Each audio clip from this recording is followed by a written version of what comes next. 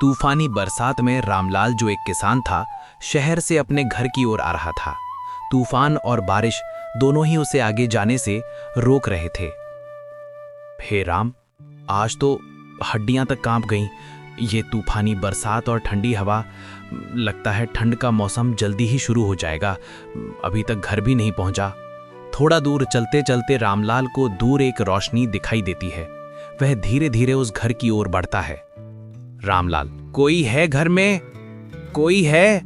मदद चाहिए। इस तूफानी बारिश में सफर करना मुश्किल है। कोई सुन रहा है मेरी बात? तभी अंदर से काली साड़ी पहने एक बुजुर्ग औरत दरवाजे पर खड़ी हो जाती है। अरे बेटा, इतनी तूफानी रात को तुम यहाँ इस वीराने जंगल में कहाँ रास्ता भटक गए? अरे अम्मा, मैं रामलाल हूँ, पालमपुर गांव से हूँ। बस शहर से बीज लेने आया था, पर घर आते आते रात हो गई। अगर एक रात मुझे यहाँ रुकने की इजाजत मिल जाती तो सुबह होते ही चला जाऊंगा। अंदर आ जाओ मुसाफिर, बाहर इस तूफानी बारिश में रुकना ठीक नहीं। रामलाल और अम्मा कमरे में आकर बैठ जाते हैं। रामलाल कमरे में इधर उधर देखता है। अम्मा, आप यहाँ पर इस वीरान जंगल में अकेली रहती हो क्या? आपको डर नहीं लगता? क्या करे बाबू, मजबूरी इंसान से क्या नहीं करवाते। हमारे गांव में आग लगने के कारण सब कुछ खत्म हो गया। फिर मैं और मेरी बेटी यहाँ इस पुराने घर में रहकर गुजारा कर रहे हैं। बेटी? आपकी बेटी भी है? वो यहाँ नहीं है क्या? वो बेटा, वो दूसरे कमरे में सो रही है। चलो, अब तुम भी आराम कर लो। अगर भूख लगी हो तो अब कुछ खाने को ला दूं? नहीं नहीं, शुक्रिया। मैं रास्ते में ढाबे पर खाना खा लिया था। आप जाइए, आराम कर लीजिए। अम्मा चली जाती है। कुछ देर बाद रामलाल को पायल पहने औरत के चलने की आवाज आने लगती है। वो उठकर बाहर आता है। आप यहाँ इस रात? अम्मा कह रहे थे कि आप सो गए हैं। इतनी रात को आप बाहर क्यों बैठे हो अंधेरे में? जी हाँ, मुझे नींद नहीं आ रही थी तो सोचा बाहर घूम लूं। आप कौन और यहाँ क्या कर रहे हैं? जी, मैं किसान हूँ। वापस आते वक्त तूफानी बारिश के कारण मदद लेने आया था, तो अम्मा ने यहाँ रुकने को कह दिया। हाँ जी, बिल्कुल सही किया आपने। इस तूफानी बारिश ने बहुत लोगों से बहुत कुछ छीना है। अगर यहाँ नहीं रुकता तो आपसे मुलाकात कैसे होती? आप भी कैसी बात कर रहे हैं? पर इन काली तूफानी रातों में हर कोई मिलने वाला सही हो ये जरूरी नहीं है बाबू। आपकी बातें सुनकर मैं डरूं या हंस दूं? आप तो ऐसे बोल रही हो जैसे बारिश में इंसान में ही भूत घूमते हों। इतने में फिर से बारिश शुरू हो जाती है। वो दोनों अंदर आते हैं। रामलाल सोने के लिए कमरे में आ जाता है। अरे ये क्या, दिन भी हो गया। जल्दी उठ के माया जी से मिलके चलता हूं। अरे अम्मा, माया, कहाँ हो आप? कहीं भी कोई दिखाई नहीं दे रहा। लगता है अब ऐसे ही बिना मिले जाना पड़ेगा। रामलाल गांव पहुंचने की जल्दी में रास्ता पकड़ लेता है। थोड़ी दूर जाने पर रास्ते के किनारे माया खड़ी दिखाई देती है। उसकी आंखों से आंसू बह रहे थे। अरे माया जी, आप यहाँ रो क्यों रही हैं? आप सब ठीक तो है ना? बताइए कुछ। वो शेर अम्मा को अपने साथ ले गया। अब किस्मत ने अम्मा को भी छीन लिया। मैं क्या करूं?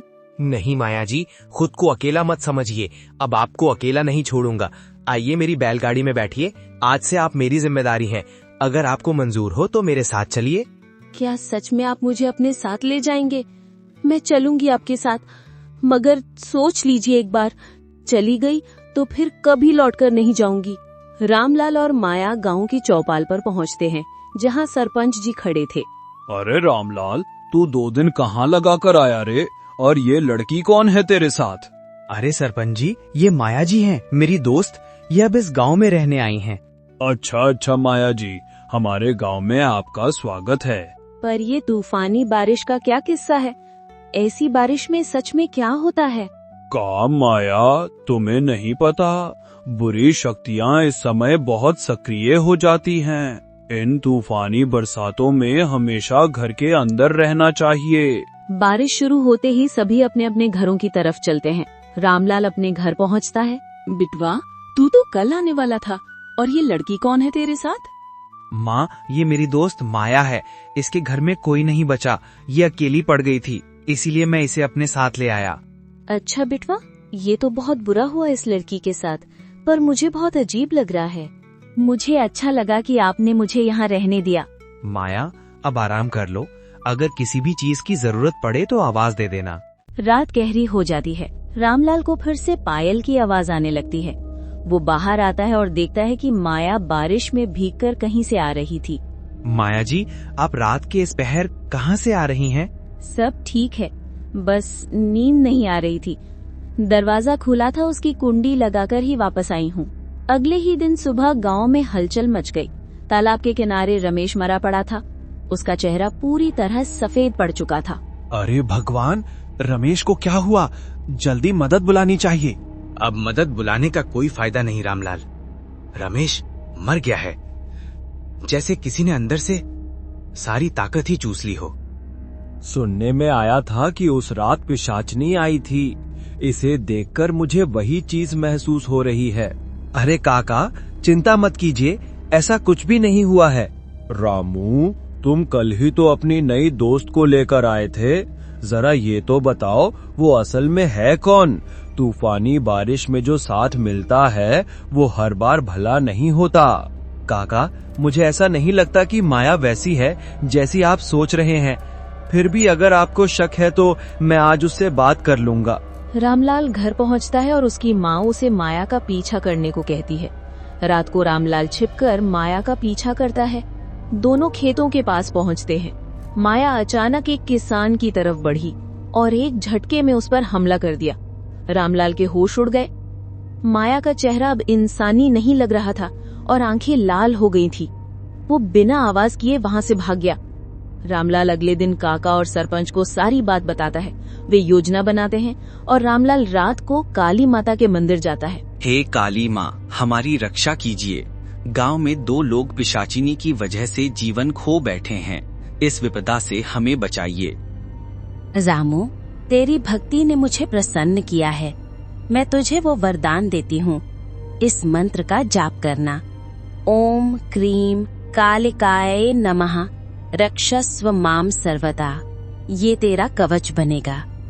मैं धन्य हो गया माँ, आपके दर्शन पाकर। जय काली माँ की। माँ काली से आशीर्वाद लेकर रामलाल माया के पास आता है। मेरे सामने तुम्हारा सच आ गया है माया। तुम यहाँ गांव के लोगों को मार रही हो। अच्छा यही रहेगी कि तुम यहाँ से चली जाओ। तो तू रोकेगा मुझे? मुझे आज तक रोकने वाले मारे गए हैं। सोचा था तुझे सबसे आखिर में देखूंगी, पर लगता है अब पहले तुझे ही ऊपर पहुंचाना पड़ेगा। माया एकदम से अपने असली रूप में आ जाती है। रामलाल काली माता का मंत्र जोर से जाप करने लगता है। ये मंत्र पढ़ना बंद कर रामलाल, तू नहीं बच पाएगा। ये मंत्र मत पढ़, मैं जल रही हूँ। मैं वापस आऊंगी, याद रखना। तुझे और तेरे गांव को खत्म करने में वापस आऊंगी। रामलाल के मंत्र की शक्ति से पिशाचिनी वहां से भाग जाती है और गांव में शांति लौट आती है। ऐसे और मजेदार कहानियों को देखने के लिए इस चैनल को अभी सब्सक्राइब और लाइक जरूर करें।